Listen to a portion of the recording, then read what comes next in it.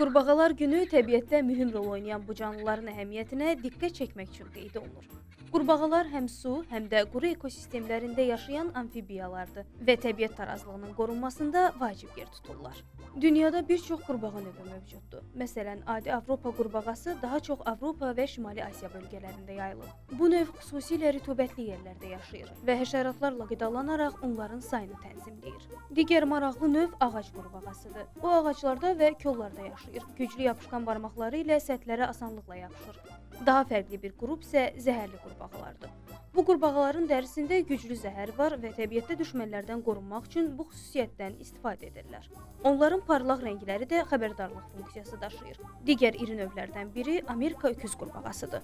Bu növ sürətlə yayılma qabiliyyətinə malikdir və bəzi bölgələrdə yerli ekosistemə təsir göstərə bilirlər. Qurbağalar təbiətdə zərərli həşəratları yeyərək ekoloji balansı qoruyur. Onlar həm qida zəncirində mühüm halqa, həm də su ekosistemlərinin sağlamlığının göstəricisidir.